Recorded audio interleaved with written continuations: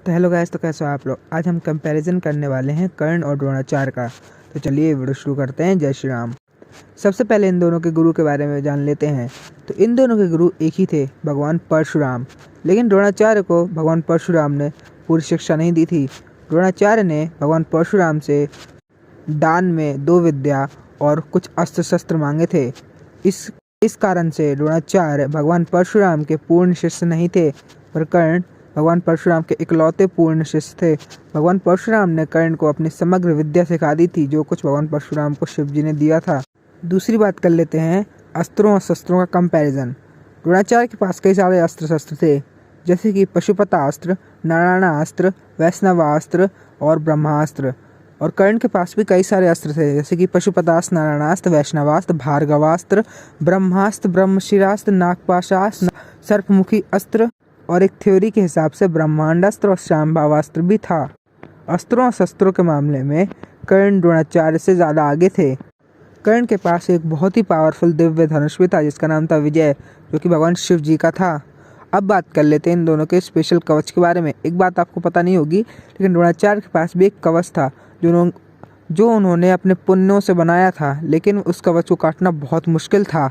और कर्ण के पास भी एक कवच था, जिसके बारे में तो आपको पता ही होगा, जो कि अमृत से बने हुए थे, जिनको भेदना असंभव था, जिनको सुदर्शन चक्र भी भेद नहीं सकता था।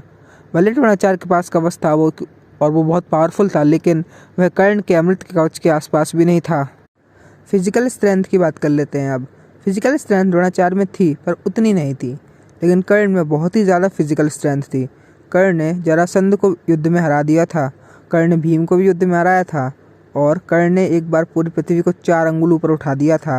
और मेंटल स्ट्रेंथ की बात कर लेंगे तो उसमें भी कर्ण द्रोणाचार्य से कई गुना आगे थे, क्योंकि कर्ण ने श्राप के बावजूद 2 बार ब्रह्मास्त्र को आवाहित कर लिया था, और कर्ण माइंड से भी ब्रह्मास्त्र चलाने में माहिर थे।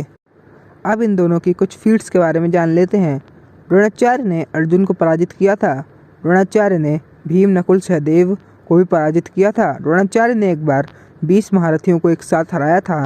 जब सात्यकी समेत सभी पांडवों ने द्रोणाचार्य पे ग्रुप अटैक किया था 20 महारथियों को लेकर, तो द्रोणाचार्य ने अकेले ही इन 20 महारथियों को पराजित कर दिया था। और अगर कर्ण की बात की जाए तो कर्ण ने भानुमति स्वयंवर में 100 से भी ज़्यादा महारथियों को पराजित कर दिया था, वो भी एक साथ। कर्ण ने अनडिफीटेबल जरासंध को भी हरा दिया था।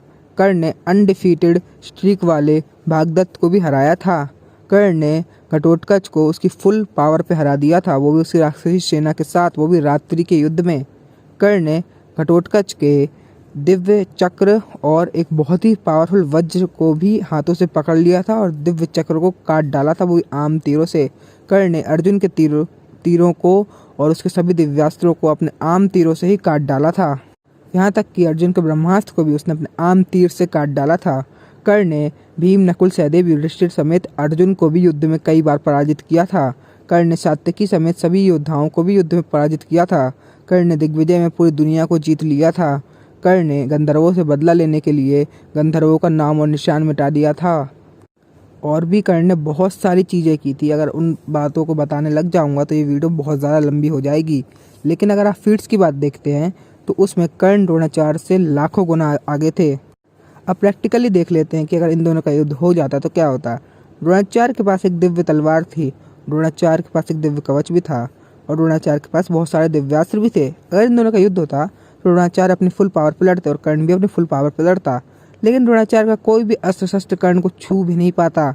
कर्ण के कवच से टकरा के वो टूट जाते अस्त्र शस्त्र, लेकिन कर्ण के जो अस्त्र और शस्त्र थे वो द्रोणाचार्य को छू सकते थे। भले द्रोणाचार्य के पास कवच था, लेकिन कर्ण के तीर असंभव को भी संभव कर सकते थे, क्योंकि उन्होंने ब्रह्मास्त्र तक को काट डाला था। और ऊपर से कर्ण के पास विजय धनुष था।